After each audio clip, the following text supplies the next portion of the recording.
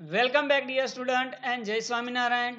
Today in this video we will discuss a answer of the question given in the textbook. But dear student, up till now you have not seen the previous video. See the previous video first and then see this video. You will understand a question easily. Answer of the question very easily. So dear student, let us start with the first question given in the textbook. So dear student, in the textbook chapter number 10 light reflection and refraction, first set of the questions given on a page number 168. On the page number 168 there are set of 4 questions given to you. Let us discuss the answer of this set of 4 questions. So let's start with the first question. Question number 1. Define the principal focus of the concave mirror. Dear student, what do you mean by the principal focus? So answer of this question is when the light rays that are parallel to the principal axis of a concave mirror converge at a specific point on the principal axis after reflecting from the mirror, and this point is known as the principal focus of the concave mirror. Dear student, we know that when the rays of the light are incident parallel to the principal axis after reflecting from the mirror, it will meet at a one point, and this point is known as the principal focus of the mirror. In case of the concave mirror as well as the convex mirror, in case of the convex mirror the rays of the light are diverted, not converse, from the mirror, and they will appear to meet at a one point, and this point is known as the principal focus, right? So what do you mean by the principal focus? When the rays of the light parallel to the principal axis of a concave mirror converge at a specific point on the principal axis after reflecting from the mirror, and this point is known as the principal focus of a concave mirror. Now question number 2. The radius of curvature of a spherical mirror is 20 centimeter. What is its focal length? Here the radius of curvature of the spherical mirror, any type of the spherical mirror, concave as well as the convex, right? The radius of the spherical mirror is a 20 centimeter. What is its focal length? So here the radius of curvature is given to you 20 centimeter. Now what is the relation between the radius of curvature and focal length? Focal length is a half of the radius of curvature. So from this relation f is equal to r by 2. We get the 20 divided by 2. We get an answer 10 centimeter. Here in a question only given that the spherical mirror, not specify concave mirror or a convex mirror. If the concave mirror is specified in the question, we take a focal length minus, right? Negative, because the focal length and the radius of curvature of concave mirror is negative. And in the question, if the convex mirror is specified, right, we take a focal length positive, right? Because the focal length and the radius of curvature of a convex mirror is a positive. So here if the radius of curvature is 20 centimeter, the focal length f is equal to r by 2 is equal to 20 divided by 2 is equal to 10 centimeter, right? You can easily calculate. Now question number 3. Name the mirror that can give an erect and enlarged image of an object. Which mirror gives a erect and enlarged, that is a larger than the object image of an object? So dear student, when an object is placed between the pole and the principal focus of the concave mirror, the image form is a virtual, erect and enlarge.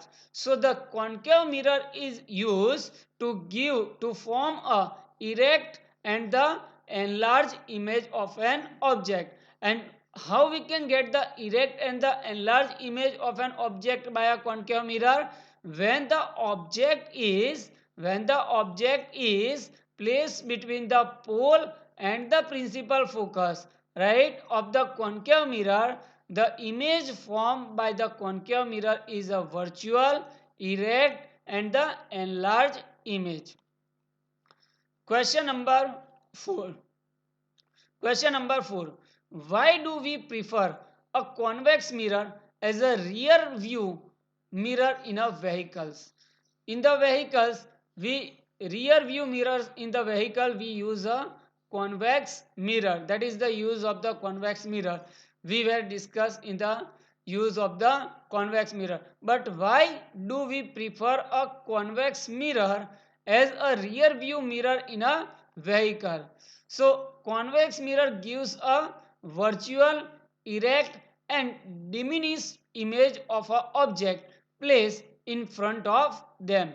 So dear student, here the convex mirror always gives the virtual and erect image and diminished image. That means a smaller image. So convex mirror give always a virtual and erect image.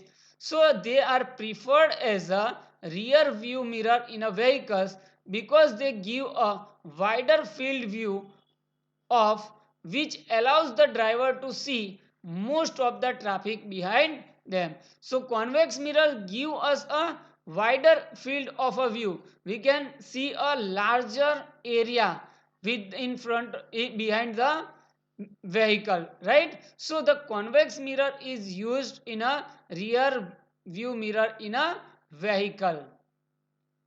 So dear student, understand why the convex mirror is used in a rear view mirror in a vehicle. Vehicles ની અંદર જે rear view mirror આપણે પાછળ જોવા માટે ઉપયોગમાં લઈએ છીએ, એ મિરર કોન્વેક્સ મિરર કેમ હોય?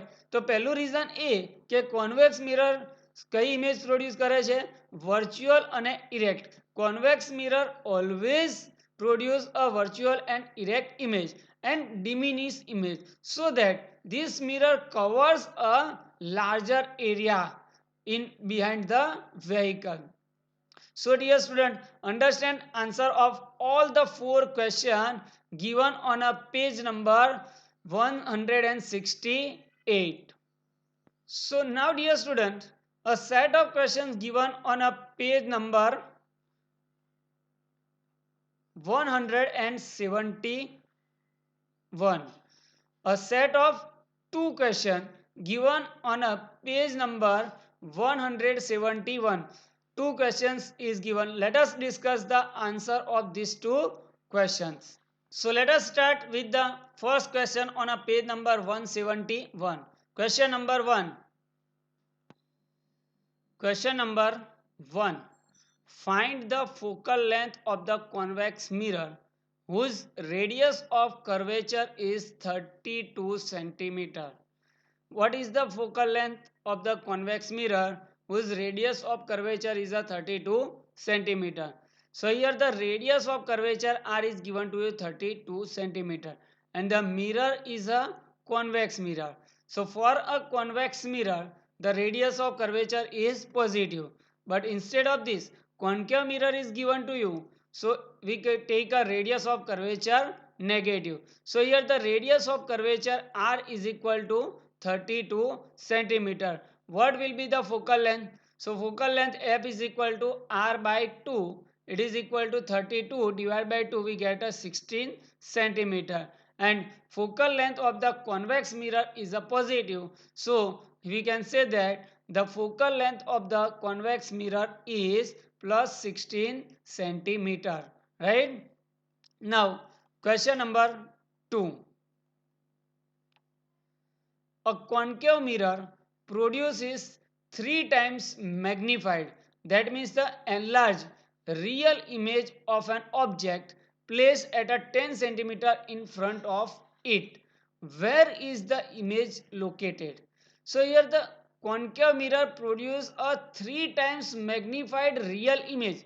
Real image is produced by a concave mirror, right? When the object is placed at a 10 centimeter, where the object is placed, the object distance u is equal to 10 centimeter in front of it, where the image is located, right? We need to find the image distance v.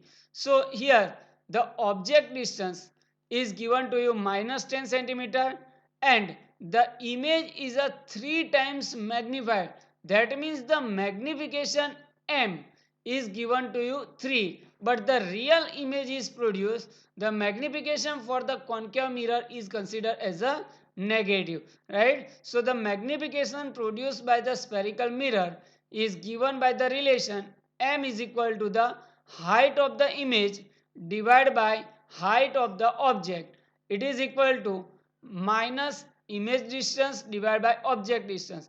We know, dear student, the formula of the magnification. M is equal to Hi divided by Ho is equal to minus V by U. Here the magnification M is given to you 3 times larger. That means the magnification is a 3. So the height of the image Hi is equal to 3 times the height of the object. Image form is a real, so we take a minus. So minus 3h divided by h is equal to minus v by u. So from that we get a v divided by u is equal to 3, right? Magnification m is equal to minus 3. So minus v divided by u is equal to minus 3. We get v by u is equal to 3. So from that v is equal to 3 into u. But here the object is located at a 10 centimeter. We take a object distance u is equal to minus 10 centimeter. So we get a image distance v is equal to 3 into u. 3 into minus 10 is equal to minus 30 centimeter. So the image will be formed at a 30 centimeter in front of the mirror, right? And the negative sign indicates that an inverted image is formed at a distance of the 30 centimeter in front of the concave mirror.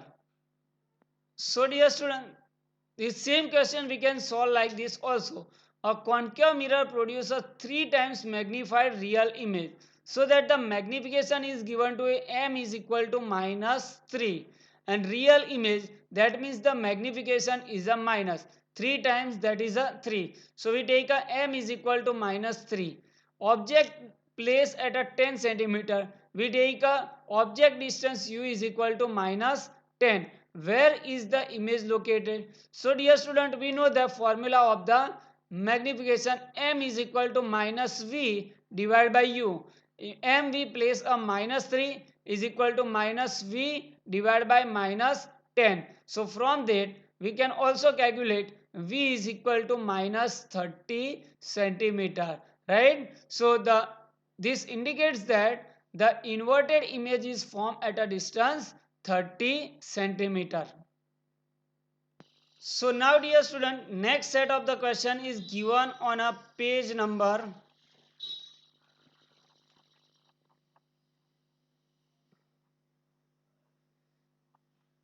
176.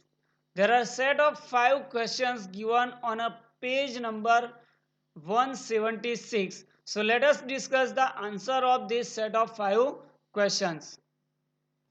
Question number 1 on a page number 176. A ray of light traveling in a air enters obliquely into the water. Does the light ray bend towards the normal or away from the normal, and why? So here dear student, we know that when the ray of the light enters from air to water, air is a rare medium and water is a dense medium. So when the ray of the light passing from the rare medium to the dense medium, it bends towards the normal. So here the answer is the light ray bend towards the normal. Why? Because when the ray of the light travels from the air, optically red medium, to the water, optically denser medium, it get bends towards the normal. Here the water is a optically dense medium compared to air. So the ray of the light is traveling from air to water bends towards the normal. Understand the answer? Right? When the ray of the light traveling from the rare medium to the dense medium, it bends towards the normal, and when the ray of the light traveling from the dense medium to the rare medium, it bends away from the normal. Now, question number 2. A light enters from air to glass having a refractive index 1.5. Glass having a refractive index 1.5 and air has a refractive index 1. The light enters from air to glass having a refractive index 1.5. What is the speed of the light in a glass? The speed of the light in a vacuum or a air, we take a 3 into 10 raised to 8 meter per second. Here, dear student, by the definition of the refractive index n is equal to speed of the light in a air or a vacuum divided by speed of the light in a medium. So we get n is equal to c divided by v. Here we take a c is equal to 3 into 10 raised to 8 meter per second, and refractive index of the glass is a 1.5. So n speed of the light in a glass, v is equal to c divided by n. C is equal to 3 into 10 raised to 8 divided by refractive index of the glass is a 1.5. So we get the answer 2 into 10 raised to 8 meter per second. So the speed of the light in a glass is a 2 into 10 raised to 8 meter per second. Similarly, you can calculate the speed of the light in a water also, speed of the light in any medium. Now question number 3. Find out from the table the medium having a highest optically density and also find the medium with the lowest optically density. Right? So here, dear student, we know that as the refractive index of the medium is a higher, the medium is called the higher optical dense medium, and medium having a lowest refractive index is called the lowest optical dense medium. Right? So as the refractive index in the table is the highest, the medium has a highest optical density. So look at the table. Right? We get a refractive index of the diamond is the highest 2.42. So the highest optical density is the diamond, right? And the lowest refractive index of the medium is the air. So from the table we can find the refractive index of the diamond is the highest. So the highest optical density medium of having a highest optical density is a diamond, and the medium with the lowest optical density is a air. So air has a refractive index lowest, so it is a lowest optical density. And the diamond, look at the table, diamond has a refractive index highest 2.42. So the answer is highest optical density of the medium is a diamond and the lowest optical density medium is a air.